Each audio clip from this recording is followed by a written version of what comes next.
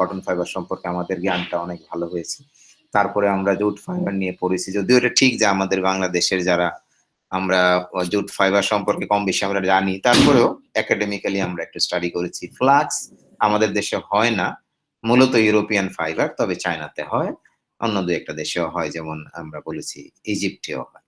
তো এই ফাইবার গুলো হলো মেজর সেলুলোজিক ফাইবার। কিন্তু এছাড়াও আরো কিছু ফাইবার আছে যেগুলো ব্যবহার সীমিত, কিন্তু সীমিত হলেও নাই এটা না, এটা বলা যাবে না, আছে। তো এজ এ টেক্সটাইল ইঞ্জিনিয়ার আমার মনে হয় আমরা যদি এগুলো জানি আমাদের কাজে আসবে। যেমন আমি নিজেই যখন এই ফাইবার গুলোর মধ্যে একটাও কিন্তু আমি আমার যতটুকু মনে পড়ে, আমি যখন প্রথম আমার জীবনে যখন মানে আমি প্রথম চাকরি করা শুরু করলাম আর কি, ফার্স্ট জব আমার যখন, অনেক আগের কথা অবশ্য, তখন আমি যেহেতু ওই যে বাইং হাউসে কাজ করেছি, তখন আবার এই অর্ডার ছিল আর কি ওই যে রেমি ফাইবার, রেমি। তো ওইটার থেকে আমি রেমি ফাইবারকে একটু চিনতাম, একটু হার্ড ফাইবার।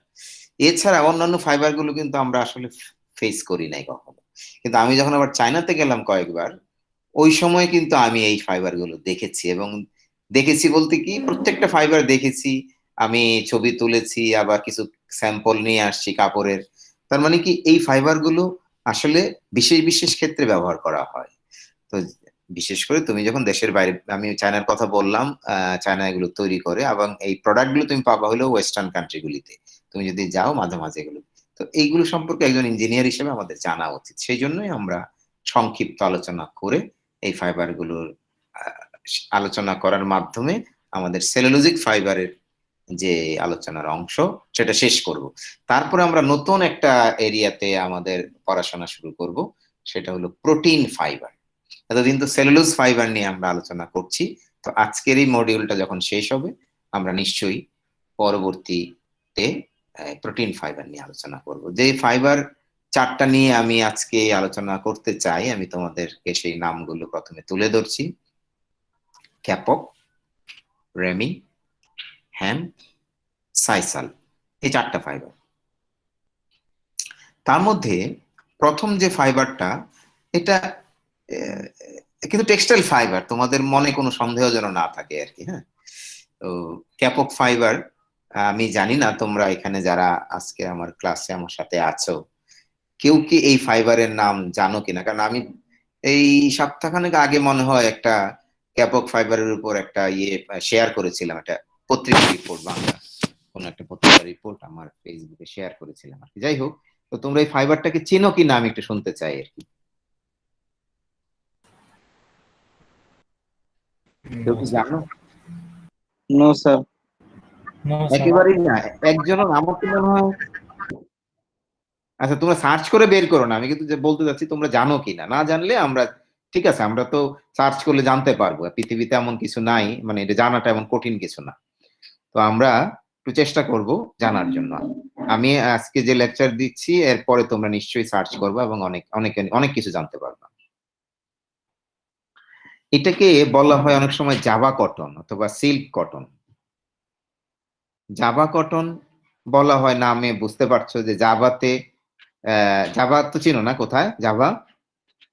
জাভা কিন্তু একটা আইল্যান্ড, এটা এই তোমার ইন্দোনেশিয়ার একটা বড় দ্বীপ জাভা। তো ওই আইল্যান্ডে এই এই তুলাটা চাষ করা হয়, এই জন্য ওটার নাম বলছে কি জাভা কটন। এটা তাদের ভাষায় আর কি বলছি, এই নামটা প্রচলিত। আরেকটা হলো কি সিল্ক কটন। এমন একটা ফাইবার আছে যেটা দেখতে কটনের মতো আবার সিল্কের মতো, মানে কটনের মতো আবার সিল্কের মতো, খেয়াল করো কিন্তু এই ধরনের নাম প্রচলিত আছে।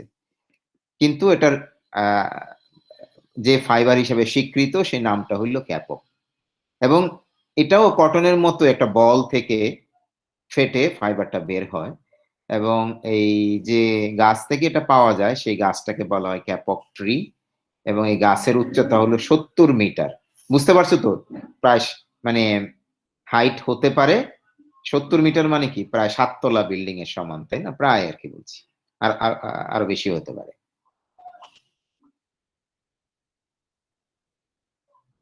এত লম্বা ফাইবার? হ্যাঁ, না ফাইবার না, ওটা তো হলো তোমার গাছ, গাছের উচ্চতা।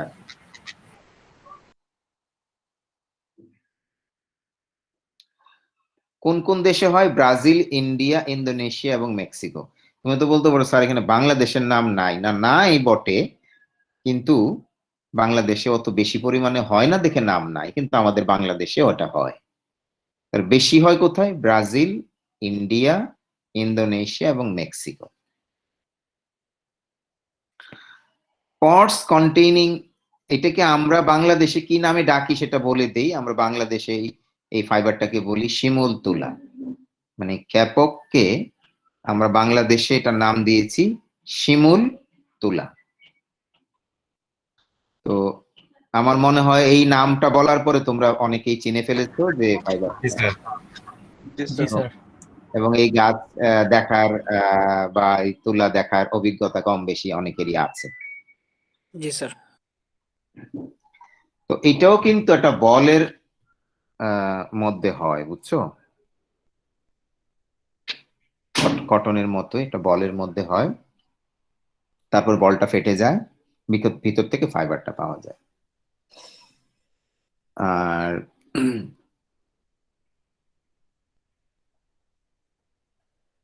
এটার মধ্যে কম্পোজিশনটা কি আমি বলছি মূলত। আচ্ছা, একটা সেকেন্ড। হ্যালো, ওয়ালাইকুম আসসালাম।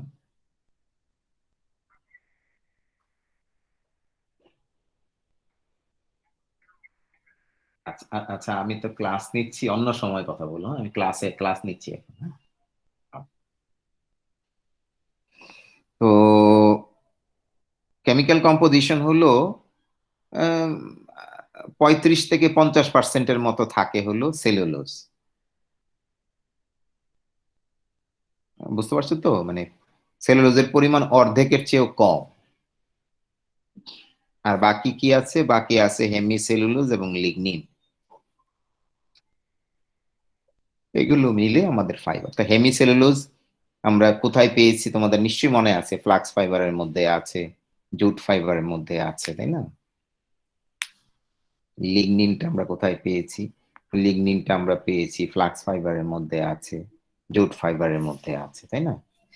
আচ্ছা, কিন্তু লিগনিনটা কিন্তু অনেক বেশি আমাদের এই আহ, ইয়ের মধ্যে, মানে ক্যাপকের মধ্যে কম না আর কি, 15 থেকে 22%, অনেক বেশি কিন্তু তুলনামূলকভাবে। কারণ এখানে সেলুলোজ তো অনেক কম, তাই না? সেই তুলনায় বলছি আর কি, বেশি। কিন্তু এই যে ফাইবার, এই ফাইবারটা আসলে আহ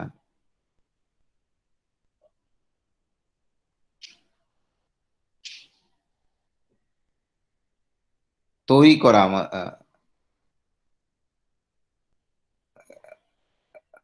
ফাইবার থেকে সুতা তৈরি করাটা আমাদের জন্য একটু ডিফিকাল্ট। হুম।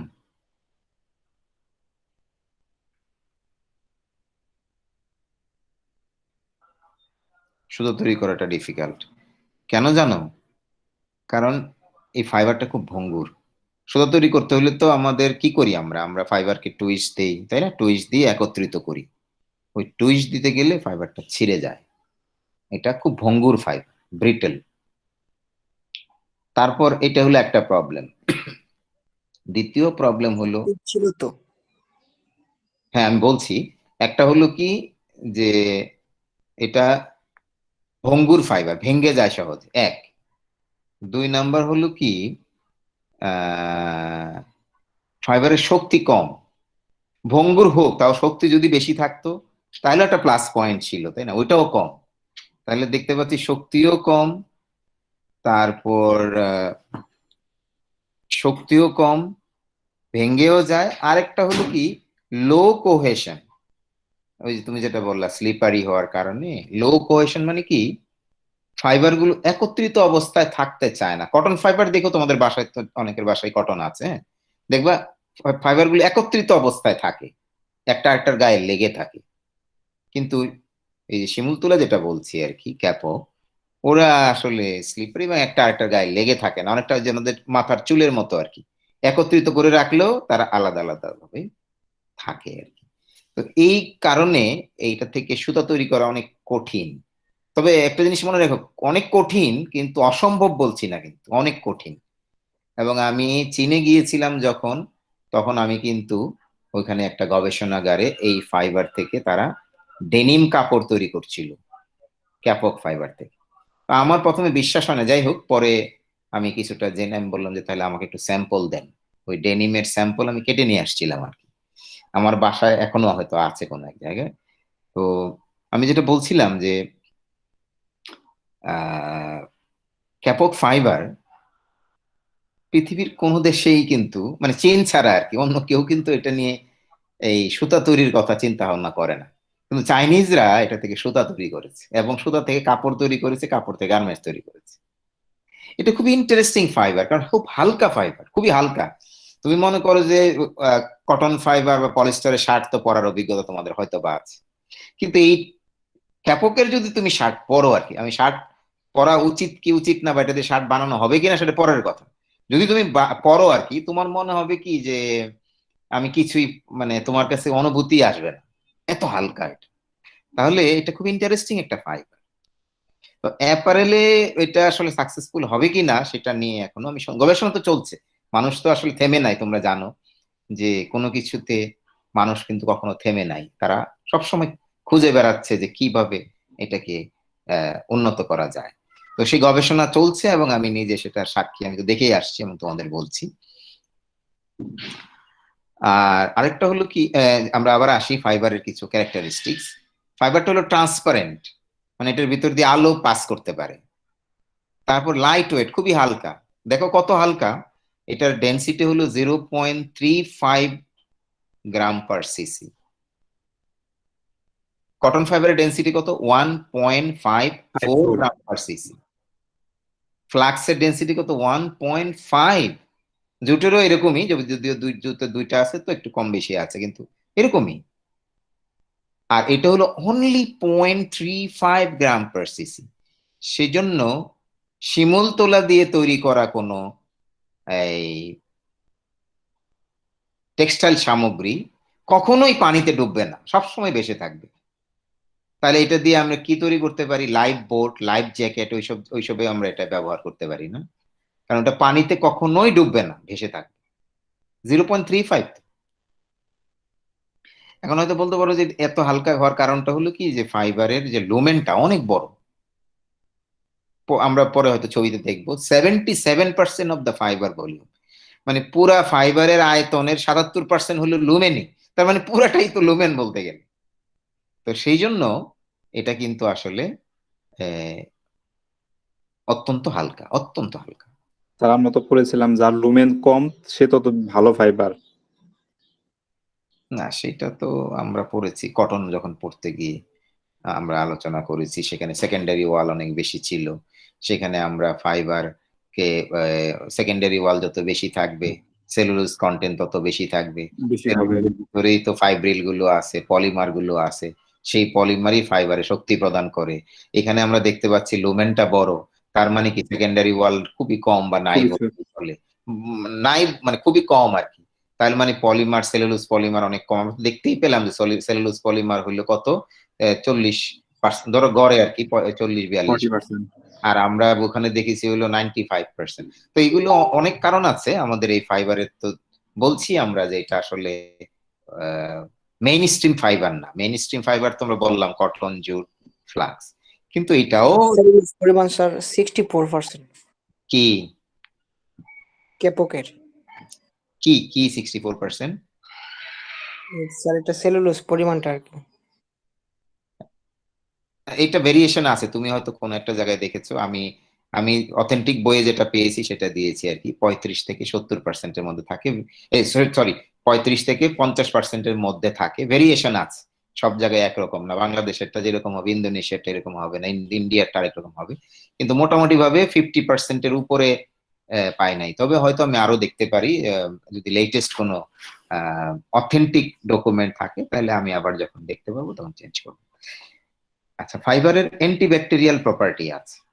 তার মানে এই ফাইবারের ভিতরে কোনো ব্যাকটেরিয়ার গ্রোথ হবে না, ব্যাকটেরিয়া গ্রোথ হবে না। কেন? এটার মধ্যে লিগনিন আছে। তাহলে তুমি বলতে পারো স্যার জুটের মধ্যে তো লিগনিন আছে, তাহলে কি জুটও কি অ্যান্টিব্যাকটেরিয়াল? ইয়েস, জুটের অ্যান্টিব্যাকটেরিয়াল প্রপার্টি আছে এবং এটা খুব ইন্টারেস্টিং একটা প্রপার্টি। ফ্লাক্সের মধ্যেও কিন্তু এটা আছে, কিন্তু কটনে সেটা নাই। সেই জন্য কটনের মধ্যে কিন্তু মাইক্রো অর্গানিজম ডেভেলপ করে অনেক বেশি। ওই যে মিলডিউর কথা বললাম, তাই না? ফাইবারের রেজিলিয়েন্সি একটু ভালো আছে। ফাইবারটা হলো ওয়াটার রিপেলেন্ট, অর্থাৎ হাইড্রোফবিক ফাইবার। আমরা এতদিন যে ফাইবার গুলো পড়ে আসছি সবগুলো হলো হাইড্রোফিলিক ফাইবার, তাই না? কিন্তু এটা হলো হাইড্রোফবিক ফাইবার, পানিকে সে অপছন্দ করে, পানিকে সে মানে ওয়াটার প্রুফ ফাইবার বলতে পারো আর কি। পানিকে সে পছন্দ করে না। আমাদের কটন, জুট, ফ্লাক্স এরা পানিকে শোষণ করে ফেলে, কিন্তু এ পানি শোষণ করে না, কারণ এর গায়ের মধ্যে তেল জাতীয়, মোম জাতীয় স্লিপারি পদার্থ আছে এবং ফাইবারের সারফেসটাও স্মুথ, সে পানিকে পছন্দ করে না। অ্যাবজর্বেন্সি অনেক নাই বললেই চলে। আচ্ছা, এবং ফাইবার অনেক উজ্জ্বল, তোমরা দেখতে পেয়েছো এটা কটনের মতো এত ডাল না। এই জন্যই কোথাও কোথাও এটাকে বলা হয় সিল্ক কটন। সিল্ক যেমন উজ্জ্বল, কিন্তু আবার কটনের মতো, সিল্ক তো হইলো অনেক লম্বা ফাইবার, আর শিমুল তুলা তো হইলো কটনের মতো ছোট ফাইবার, তাই না? এই জন্য এটার নাম অনেক জায়গায় বলা হয় সিল্ক কটন। সিল্কের মতো উজ্জ্বল কিন্তু কটনের মতো সাইজ। এই ফাইবারের সবচেয়ে বড় সমস্যা হলো, একটা তো বলেছি যে ওই স্পিনিং করা অনেক ডিফিকাল্ট, আরেকটা খুব বিপদ আছে, সেটা হলো কি ফ্লেমেবল, এটা হাইলি ফ্লেমেবল। অর্থাৎ এইটা শার্ট পরে তুমি যদি বা জামা পরে তুমি যদি কিচেনে যাও আর কি, so there is a risk of catching fire. এটা তো একটা সিরিয়াস ইস্যু। সেই জন্যই বললাম যে এটা অ্যাপারেল ক্ষেত্রে কতটা সাকসেসফুল হবে সেটা অনেক গবেষণার উপর নির্ভর করছে, আমরা কিভাবে তাকে ট্রিটমেন্ট করব। কিন্তু ফাইবারটা আসলে আগুন ধরে যায় সহজে, সুতরাং এটা একটা রিস্কি ফাইবার এই ক্ষেত্রে আর কি। তবে অ্যাসিড অ্যালকালি মোটামুটি সহ্য ক্ষমতা ভালো। আমাদের যে কটন ফাইবার ছিল সে তো অ্যালকালি সহ্য করতে পারতো, কিন্তু অ্যাসিড সহ্য করতে পারতো না। আমাদের ক্যাপক ফাইবার দুইটাই কম বেশি সহ্য করতে পারে। তো এটার মূল ব্যবহার কোথায় আসলে? এটার মূল ব্যবহার হলো স্টাফিং ফর পিলো। যে বালিশ আছে না আমাদের, বালিশের ভিতরে স্টাফিং মেটেরিয়াল হিসেবে ব্যবহার করা হয়। এবং সারা পৃথিবীতে ইউরোপ, আমেরিকা, জাপান সহ উন্নত যত দেশ আছে আর কি, সব জায়গায় এটা খুবই জনপ্রিয় স্টাফিং মেটেরিয়াল হিসেবে, পিলোর স্টাফিং মেটেরিয়াল হিসেবে। কারণ পিলোর স্টাফিং মেটেরিয়াল হিসেবে পলিস্টার ব্যবহার করি আমাদের বাংলাদেশে, অনেক চিপ, তাই না? হালকা, কিন্তু তার চেয়েও তো হালকা শিমুল তুলা। তো এখন অবশ্য বলতে পারো যে স্যার বাংলাদেশে তো শিমুল তুলা ব্যবহার করে অনেক ভারী হয়ে যায়, সেখানে ওই শিমুল তুলা আসলে সত্যিকার ভাবে ব্যবহার করে না। সেখানে শিমুল তুলার সাথে অন্যান্য কিছু মিশায়া দেয়, এটা এক নাম্বার প্রবলেম। বিশেষ করে কটন মিশায়া দেয়, ওয়েস্ট কটন কিন্তু, হ্যাঁ। আর দুই নাম্বার হলো যে ওখানে আবার ওই যে শিমুল তুলার যে সিড, সেই বীজটাও দিয়ে দেয়, তো বীজটা হলে ভারী হয়ে যায়। আলটিমেটলি যদি আমরা কখনো দেশের বাইরে যাওয়ার সুযোগ হয়, তুমি এই শিমুল তোলার বালিশ যদি কিনো, তুমি একটা চমৎকার একটা বালিশ পাবা, খুবই চমৎকার। এবং এই হোটেল টোটেলে থাকতে গেলে, একটু যদি হাই ক্লাসের হোটেলে থাকো, তাহলে তোমার যে বালিশ হবে সেখানে শিমুল তোলা থাকতে পারে। তারপরে কুশন, ম্যাট্রেস এগুলোর স্টাফিং মেটেরিয়াল হিসেবে ব্যবহার করা হয়। লাইফ জ্যাকেটে ব্যবহার, আগে তো বলেছি যে কখনো ডুববে না, লাইফ জ্যাকেটে ফিলিং মেটেরিয়াল হিসেবে ব্যবহার করা হয়। তো এই হলো কম বেশি আমাদের এই ফাইবারের সম্পর্কে আমাদের জ্ঞান আর কি। এখন তোমাদেরকে আমি দেখাচ্ছি হলো ফাইবারের যে লঙ্গিচুডিনাল ভিউ এবং ক্রস সেকশন, একটু দেখো।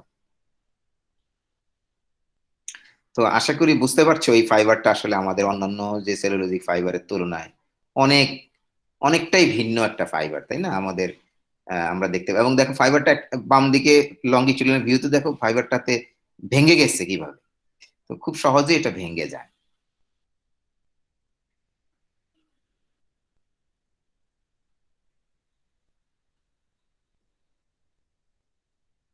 বল দেখতে পাচ্ছ, বলের ভিতরে সিড দেখা যাচ্ছে। সিড গুলিকে অবশ্যই আলাদা করে ফেলতে হয়, তারপর এটাকে আমরা স্টাফিং মেটেরিয়াল হিসেবে ব্যবহার করলে ভালো। আমাদের বাংলাদেশে গ্রাম অঞ্চলে এখনো এই গাছ অনেক জায়গায় দেখা যায়। এটার কাঠও খুব হালকা এবং বিভিন্ন কাজে লাগে। আবার এটার যে বাকল সেটা আবার বিভিন্ন ঔষধি তৈরিতে ব্যবহার করা হয়। অর্থাৎ এই গাছটা খুব উপকারী একটা গাছ। সে দেখেছি আমাদের স্কুলে ছিল এটা আছে। এটা কি তোমরা তুলা দেখেছো? তুলা মানে জি শিমুল স্যার। তুলা, যেটাকে জি স্যার, আসলে উড়ে উড়ে নাকে ঢুকতো যখন ক্লাস করতাম। যদিও আমরা তুলা বলছি, এটা তুলা বলাটা ঠিক না আর কি, মানে আমাদের বাংলাদেশে শিমুল তুলা বলা হয় সেই জন্য বলছি। এটা আসলে তুলা নয়, এটা আরেকটা ফাইবার, এটা হলো ক্যাপক ফাইবার। স্যার আমাদের দেশের এই ফাইবারটা আর বাইরের দেশের ফাইবারের মধ্যে কি স্যার কোনো পার্থক্য আছে? মেজর পার্থক্য নাই, কিছু পার্থক্য তো আছে। বাংলাদেশে যে আম হয়, ফিলিপাইনের আম কি এক রকমের টেস্ট হবে? সাইজ কি একরকম হবে? নিশ্চয়ই না। আবার তুমি যদি ইয়েতে যাও, মেক্সিকোতে যাও, একরকম হবে না, কিন্তু কাছাকাছি। যেমন আমি আমার মনে আছে জাপানে তো আমি অনেক বছরই ছিলাম। তো কোনো কোনো সময় এই বিভিন্ন দেশ থেকে আসতো, ধরো আনারস, আম, হ্যাঁ, তারপর বিভিন্ন ধরনের ফল। কখনো ফিলিপাইন থেকে আসতো, কখনো সাউথ আফ্রিকা থেকে আসতো, কখনো ব্রাজিল থেকে আসতো, চায়না থেকে আসতো, হ্যাঁ, আহ, ভিয়েতনাম থেকে যেত, বিভিন্ন দেশ থেকে আসতো। তো প্রত্যেকটার মধ্যেই আসলে পার্থক্য আছে আর কি। এরকম তুমি যদি কোনো সুযোগ পাও তখন তুমি দেখবা, কিন্তু আবার মিলও আছে। তো যেহেতু এটা গাছের প্রজাতি বা গাছের যে আহ, সেটা এক, কিন্তু বিভিন্ন অঞ্চলে বিভিন্ন মাটির কোয়ালিটি, সেখানকার আবহাওয়া, সেখানকার যে ভেরিয়েশন, সেগুলোর কারণে আমরা কিছুটা পার্থক্য, কিন্তু মেজর কোনো পার্থক্য নাই, এই কাছাকাছি। এখানে কিছু উদাহরণ স্বরূপ তোমাদের সামনে দেওয়া হয়েছে যেখানে শিমুল তুলার ব্যবহার হয়। এবং চায়নাতে এটা আহ, সুতা হিসাবে পাওয়া যায়, কাপড় হিসাবে পাওয়া যায়, কিন্তু এটা খুব বেশি পরিমাণে কিন্তু না, খুব লিমিটেড আর কি পাওয়া যায়, এভেলেবল।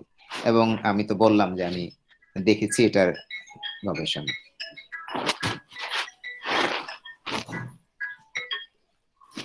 হ্যালো,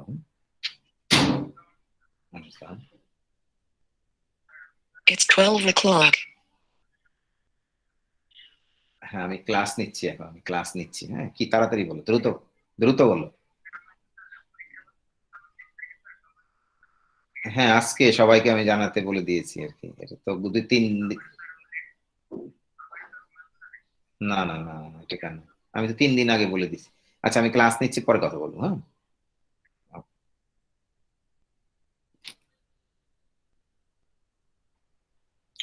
তারপর আমরা আরেকটা ফাইবার সম্পর্কে আলোচনা করব। এই ফাইবারটাও আমি অনেক অনেক বেশি দেখেছি, চায়নাতে তারা কাজ করছে এটা নিয়ে, এবং এই ফাইবার দ্বারা তৈরি করা কিছু আইটেমও আমি ইনফ্যাক্ট এনেছিলাম। তো রেমি ফাইবার, আমি জানি না তোমাদের মধ্যে হয়তো কেউ কেউ এটার নাম শুনে থাকতেও পারো। আর যদি না শুনে থাকো তাহলে এরকম একটা ফাইবার আছে। এটা সবচেয়ে বেশি হয় চায়নাতে আর কি। এবং চায়নাতে এটাকে বলা হয় ওরিয়েন্টাল লিনেন। কেউ কেউ এটাকে বলে চাইনিজ গ্রাস। মানে তোমরা তো নেপিয়ার গ্রাস মনে হয় চিনো, তাই না? আমাদের বাংলাদেশে কিন্তু যথেষ্ট পরিমাণে হয়। নেপিয়ার গ্রাস কি চিনো তোমরা? এটা বলো আগে আমাকে। জি জি স্যার। স্যার, চিনি। তাহলে মানে নেপিয়ার গোখরো গ্রাস, হিসেবে স্যার। নেপিয়ার গ্রাসের যে মানে ইয়ে দেখছো তো না, গাছ দেখছো তো, তাই না? ওই রকমের অনেকটা, একদম অনেকটা আর কি মিল আছে এটার সাথে। দেখতে দেখতে ওরকম মনে হয় যখন গাছটা থাকে, ওখান থেকে সংগ্রহ করা হয়।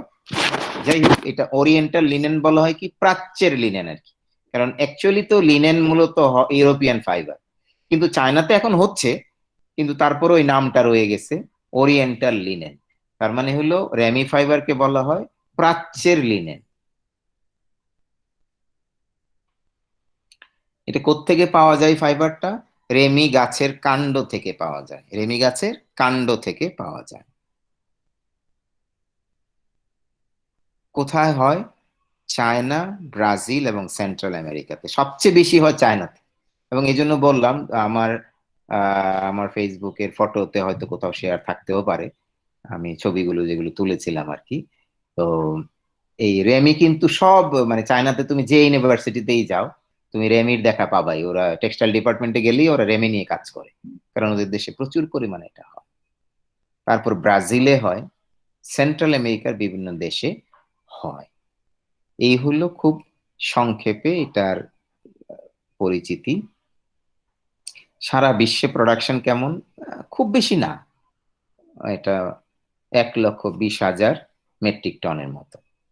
হুম, এইটার সাথে আবার ওই তুলনা করা যাবে না, কটনের তুলনা করা যাবে না, এমনকি জুটেরও তুলনা করা যাবে না, কারণ জুট তো তোমরা জানো যে 2 থেকে 3 মিলিয়ন মেট্রিক টন, সেই তুলনায় কিন্তু এটা অনেক কম, 10 ভাগের 1 ভাগের আরো কম। কিন্তু ফাইবারটা খুব ইন্টারেস্টিং ফাইবার। এবং আমি যে তোমাদের বললাম যে আমি কিছু আইটেম সেখান থেকে কিনে নিয়ে আসছিলাম আর কি, তো এটা আউট অফ মাই ইন্টারেস্ট। ফাইবারটা হলো কি সাদা ফাইবার, খুব উজ্জ্বল ফাইবার। তো কটন কিন্তু সাদা ফাইবার না। কটনটা কেমন? কটনটা হইলো একটু ক্রিম কালারের ফাইবার। তুমি বলতে পারো না স্যার আমরা তো সাদাই দেখি, হ্যাঁ এটা ব্লিচিং করলে সাদা হয়, কিন্তু এটা ব্লিচিং করলে যে সাদাটা হয় ওই সাদা কিন্তু রেমির মতো সাদা হয় না। রেমি অনেক উজ্জ্বল সাদা, খুব আকর্ষণীয়। যদি কখনো সুযোগ হয় তোমাদের দেখার আর কি, আকর্ষণীয় ফাইবার, তোমার খুব ভালো লাগবে দেখতে, আকর্ষণীয় ফাইবার। তো কিন্তু একটু কটনের চেয়ে শক্ত ফাইবার। হ্যাঁ, এই রেমি গাছটাও বা ফাইবার তোমরা যদি দেখো প্রথমে যখন সংগ্রহ করো, শক্ত ফাইবার, একটু কটনের চেয়ে শক্ত। কটনটার চেয়ে একটু শক্ত হওয়ার কারণটা কি জানো? ওই যে লিগনিনের পরিমাণ বেশি, কটনে তো লিগনিন নাই, এই জন্য কটন সফট। এবং এই ফাইবারের আরো একটা গুণ বলি, ডাইং করা যায়, খুব সুন্দর রং করা যায়, খুব চমৎকার রং করা যায়, এবং রং করলে ওই যে উজ্জ্বলতার কারণে খুব সুন্দর দেখায়। আর সানলাইট রেজিস্ট্যান্স পাওয়ার ভালো। কটন তো তোমরা জানো কটনের সমস্যাটা কি। কটনের সমস্যা হলো যে সূর্যের আলোতে যদি বেশি দিন থাকে ফাইবারটা দুর্বল হয়ে যায় আর হলদে হলদে হয়। কিন্তু রেমি ওই হলদে হলদেও হয়ে যাবে না, দুর্বলও সহজে হয়ে যাবে। সুতরাং এই দিক দিয়ে কিন্তু একটা প্লাস পয়েন্ট আমরা পাচ্ছি রেমি ফাইবার।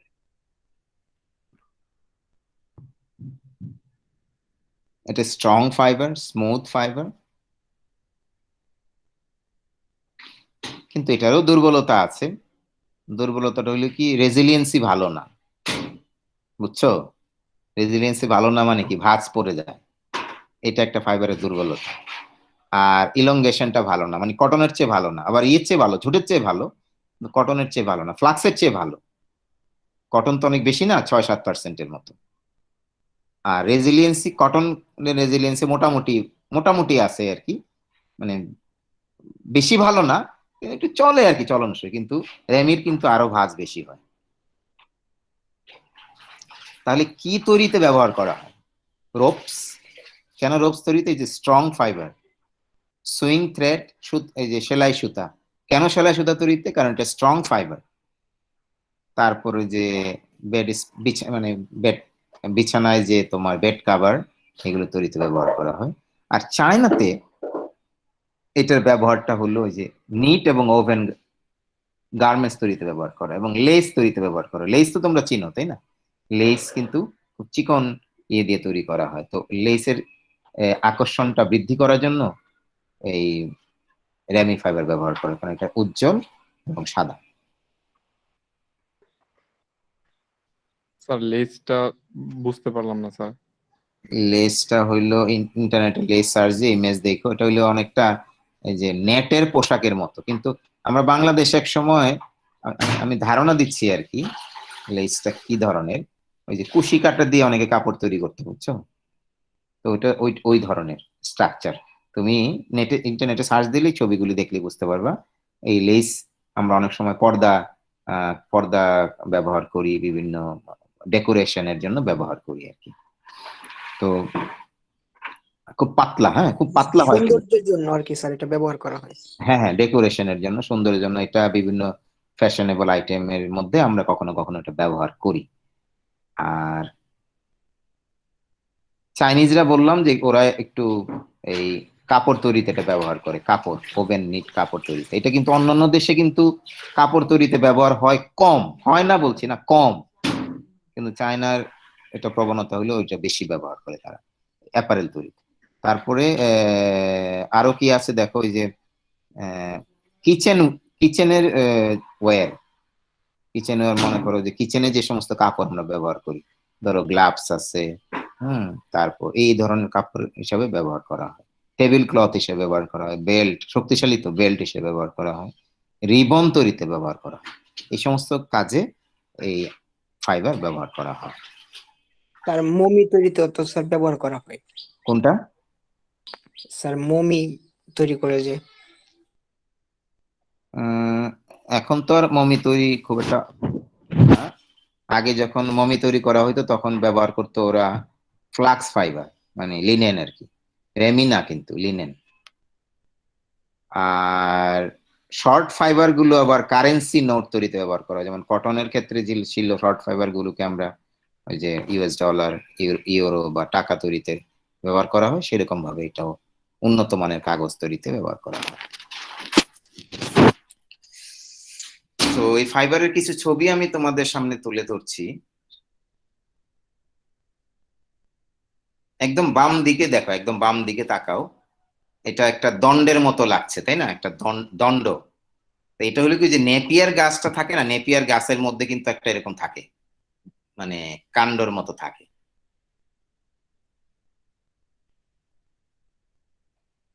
ওই রকম মানে কি বলবো এটাকে, এরকম দণ্ড থাকে, তার মধ্যে পাতাগুলো থাকে। তো ওই ওই ধরনেরই গাছটা, মিল আছে অনেক, তো ওখান থেকে এটা সংগ্রহ করা হয়। তারপর এটাকে 2 নম্বরে দেখো, 2 নম্বরে এটাকে মনে করো যে এই শক্ত জিনিসগুলোকে এই আলাদা করা হয়। তারপর এই ডিকম্পোজিশন, যেটা যেটা আমরা সরি, এই শক্ত জিনিসগুলোকে আলাদা করার আগে অবশ্য আরেকটা কাজ করতে হয়, সেটা হলো এই রেটিং। তারপরে রেটিং করার পরে এটাকে ওই জিনিসগুলোকে, শক্ত জিনিসগুলিকে আলাদা করা হয় এবং ফাইবারটা আমরা পাই। তারপরে এই ফাইবারটাকে থেকে আমরা কেটে কেটে স্ট্যাপল করে আমরা এটাকে সুতা বানাতে পারি আর কি।